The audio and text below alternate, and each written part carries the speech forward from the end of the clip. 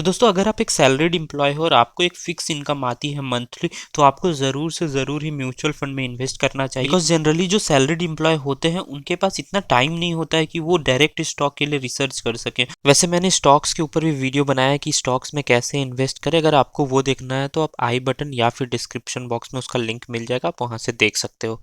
तो चलिए अब आते हैं अपने वीडियो पर। तो इस वीडियो में मैं यही बताऊंगा कि म्यूचुअल फंड क्या होता है, इसमें कैसे इन्वेस्ट करें, और लास्ट में मैं आपको ये भी बताऊंगा कि आपको किन चीज़ों का ध्यान रखना चाहिए जिससे आपको मैक्सिमम प्रॉफिट हो सके। तो प्लीज़ इसका लास्ट आप मिस मत करिए क्योंकि वो बहुत ही इंपॉर्टेंट है। तो चलिए मैं बहुत ही सिंपली एक्सप्लेन करता हूँ कि म्यूचुअल फंड आखिर होता क्या है। तो जैसा कि हम नाम से ही इसका समझ सकते हैं, म्यूचुअल फंड्स, तो ये एक टाइप का फंड होता है जिसमें बहुत सारे लोग एक साथ इन्वेस्ट करते हैं, और वो फंड एक एएमसी के पास जाता है जिसे हम एसेट मैनेजमेंट कंपनी कहते हैं। ये वो कंपनीज होती है जो बहुत सारे लोगों से पैसा लेती है और वो एक एक्सपर्ट को देती है जो कि आपके उस पैसे को इन्वेस्ट करते हैं, और उसके बदले में आपसे वो कुछ पैसे चार्ज करते हैं जिसे हम एक्सपेंस रेशियो कहते हैं। अच्छा, तो बहुत सारे लोग ये समझते हैं कि म्यूचुअल फंड्स में हम सिर्फ शेयर मार्केट में ही निवेश कर सकते हैं, पर ऐसा नहीं है। म्यूचुअल फंड सिर्फ एक जरिया है जिससे हम शेयर मार्केट यानी इक्विटीज़ में इन्वेस्ट करते हैं। इसी तरह से म्यूचुअल फंड के थ्रू हम डेट, गोल्ड और इवन कि हम रियल एस्टेट में भी इन्वेस्ट कर सकते हैं। तो ये तो एक बेसिक सा ओवरव्यू हो गया कि म्यूचुअल फंड क्या होता है। अब आइए देख लेते हैं कि म्यूचुअल फंड में इन्वेस्ट करने के क्या क्या तरीके होते हैं।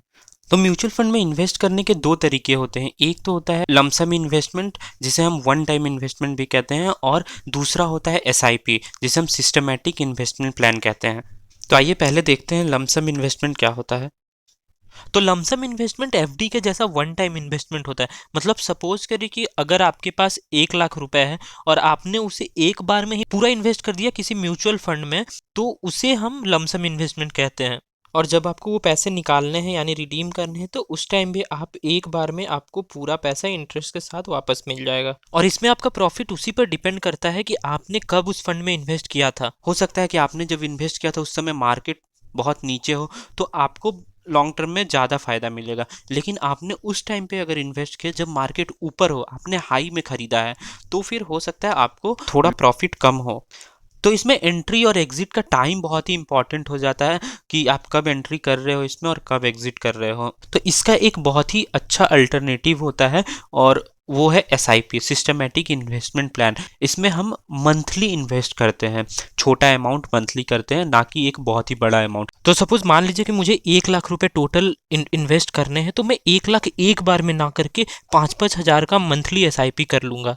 उससे क्या होता है कि हमारा रिस्क कम हो जाता है, तो रिटर्न होता है हमारा वो एवरेज आउट हो जाता है। मतलब बहुत ही हाई रिटर्न भी नहीं मिलेगा और बहुत ही लो रिटर्न भी हमें नहीं मिलेगा, एक एवरेज रिटर्न हमें मिल जाएगा। तो इससे रिस्क बहुत कम हो जाता है। तो दोस्तों अब आइए देख लेते हैं कि हमें किस चीज़ का ध्यान रखना चाहिए म्यूचुअल फंड्स लेने से पहले।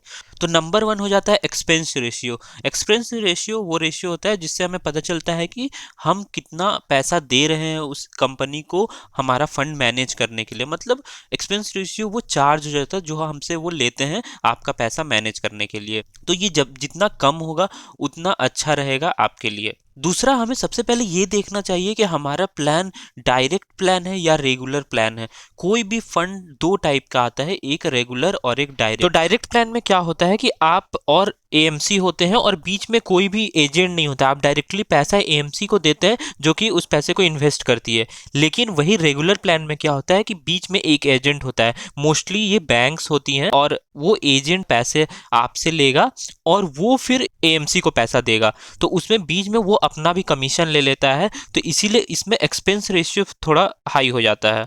इसीलिए आपको हमेशा डायरेक्ट प्लान लेना चाहिए। आजकल बहुत सारे मार्केट में डिस्काउंट ब्रोकर्स हैं जो कि आपको डायरेक्ट प्लान्स ऑफर करते हैं, जैसे ग्रो हो गया, जीरोधा का कॉइन हो गया, कोटक का चेरी ऐप हो गया, और भी बहुत सारे ऐप हैं मार्केट में, आप कोई भी ऐप यूज़ कर सकते हो। मैं यहाँ पे आपको एक एग्जांपल दिखाता हूँ। मैंने यहाँ पे SBI small cap direct fund open किया हुआ है। तो इसमें आप देख सकते हो रेगुलर प्लान और डायरेक्ट प्लान दोनों का एक्सपेंस रेशियो यहाँ मेंशन्ड है।